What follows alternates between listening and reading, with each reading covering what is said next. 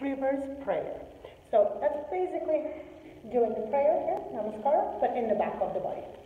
Let me just clear up. If you have any serious shoulder injuries or wrist injuries, I highly suggest just skip it. There's so many other little variations where you can actually create mobility, find more space in the shoulder joint, and I will demonstrate a couple of different exercises. I will demonstrate first the reverse prayer and how to approach it and how to get into it.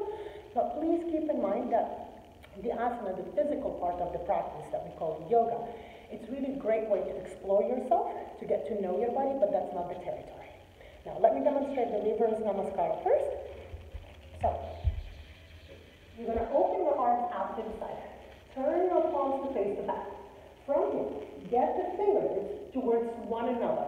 Once you have the fingertips touching, you want to move your palms as far as possible away from the back. Then from there, start to initiate the rotation of turning the fingers up. You might get stuck in here, just keep trying to walk the fingertips up. If you can take them further up, then most likely you'll be able to get the rotation and snake the arms all the way up. Once you have the palms together, press the thumb and the index finger together, squeeze the shoulder blades together, lift the chest on the sternum. So what often happens when we do a reverse prayer, people get too attached to bringing the palms together, and this is what happens to the shoulder heads. So please, please, please give yourself a little space, even if that means going a little bit lower. Make sure that you can actually roll the shoulder heads up and back. Now another approach, some people find it easier if actually once you get the palms in here to sneak them to one side of the body to get the rotation here and then sneak it in. Just make sure if you usually prioritize one side to make sure that you do it from the other side because you're always pulling on one shoulder a little bit deeper than the other. Now, let me just show you a couple of great exercises to do to warm up the shoulders. This is one of my favorites. You open the arms just out to the side. You can do it any time of the day and night. I highly suggest going for a minute, ideally 3-minute length, but you're going to have to build up to it. So you're just going to take the arms gently around and back. A little rotation in here. Keep circling the arms. I usually do 3 sets, each for 3 minutes. Now for you, be your own best teacher. Maybe start with 30 seconds and do 3 sets and take a break in between. Or if you can, push it for a minute. Believe it or not, this will get really challenging. Your arms will start to feel heavier and heavier. You might feel like you have an elephant arms. And now, just for the sake of this video, I am not going to torture you with doing this for 3 minutes. But try to do it, let's say, for a minute, take a little break, then kick in again for another minute, take a little break, and then one more set. That way the shoulders are a little bit warmer. Keep in mind the shoulder is the ball and socket joint, so it does move in all directions. Your elbow, however, is a hinge joint. It only moves in 2 directions. So really be careful how you approach some poses in yoga in order just to get into the pose. How much harm you're doing, how much strain you're causing to the body. Now, one of the great ones as well to stretch the shoulders and the body is Gomukasana arms. So basically, let's start with the right hand up. Reaching the right arm up, turn the thumb to face the wall behind you. From here, lower the arm down the back. You can use your left hand actually to push onto the elbow a little bit in order to draw the arm down. Now notice what often happens. Once you push the arm down, the front floating ribs move too far forward. You want to be able to soften this area back in. The strap comes very handy. If you can get close enough, you're going to slide the right hand down the back with the strap. And then as you take your left hand, turn it the same rotation that you will be doing for the reverse prayer. Turn the thumb down and then try to sneak the hand towards the back. Maybe grab the strap and start to walk them towards one another. Now, don't get attached to grabbing the palms together. Again, what often happens in order to just get the palms towards one another, the chest floats too far forward and the left shoulder head creeps towards the front. So in that case, you're better off actually taking the palms a little bit more away from one another so you can actually roll the left shoulder head up and back. Think in this position, basically, your upper arm is doing a headstand, Shirshasana. The lower arm is doing a shoulder stand, Sarvangasana. Now from here, make sure that you roll the shoulder head up and back, up and back, up and back. And if you want to go a little bit deeper, try to fold forward. What usually comes super handy if you have a chair or box, and once you have the arms together, to go a little bit lower to the point where the elbow has a little support. Let the head rest, and again, work the left shoulder head up and back, up and back, up and back. And of course, you repeat the same thing on the other side. Taking the left arm up, get the rotation. So the other upper arm is rolling in.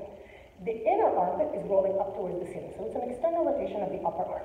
Reach the arm up, maybe use your right hand, just make your left hand a little bit lower again. Focus on scooping the front of the body towards the back, so you never want to take one action too far.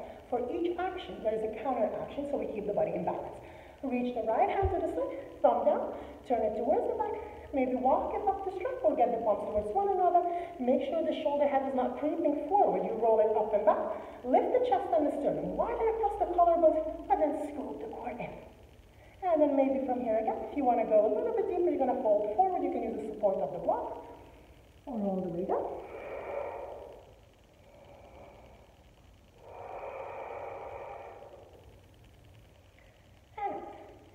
And another great one as well. Garudasana arms. You open the arms out to the side. Take the right elbow on top of the left. Try to get the palms together, but that's not really the goal. If this is where you're stuck, this is more than enough. Try to work them towards one another. Maybe inhale, reach the elbows up. Exhale, walk the palms, work the arms towards one another. Up we go, inhale, work it. And of course, from here, you can do the same approach.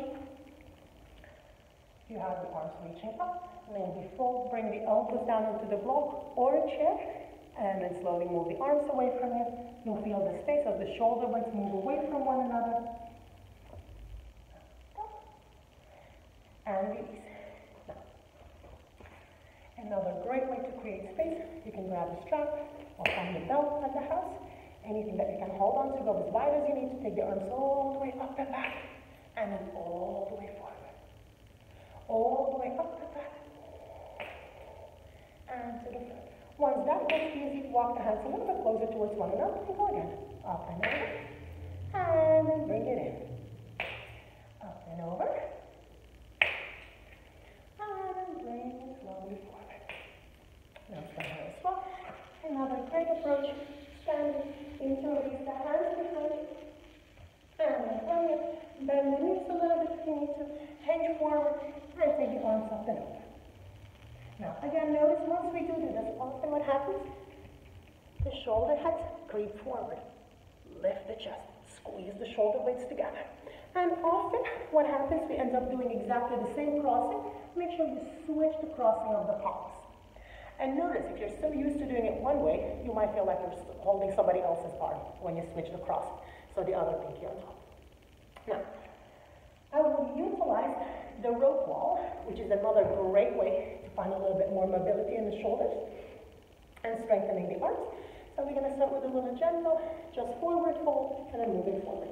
I highly suggest, if you're doing it for the first time, step a little bit further away from the wall, just to find the strength in here. And maybe for the start, just start here, with the elbows bent, let the chest go forward, and then push the arms.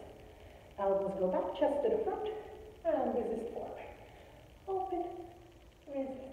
If that's easy, start to approach it with straight arms, and forward. Straight arms, and forward. Go a little bit more to the front right now. Melt all the way forward, and then maybe from here, fold. Inhale, rise. And exhale, fold. Inhale up. Exhale down. Inhale up. And if this is easy, walk your feet all the way back till the heels touch the wall. Do the same thing. Fold forward. Inhale, rise.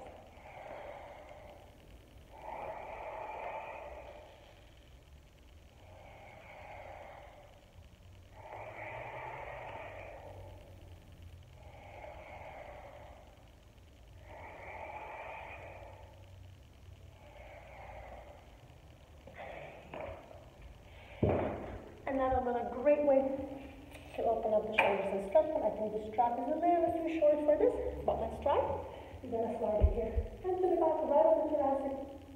Take it up, then try to grab the bands on the back. And pull it down, down, down, down, down.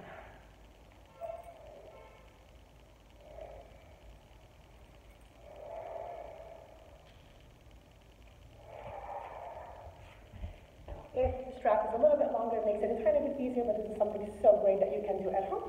If you have a yoga strap, I highly suggest actually getting one. If you don't, you can do so many different things and make so many asanas accessible to your body.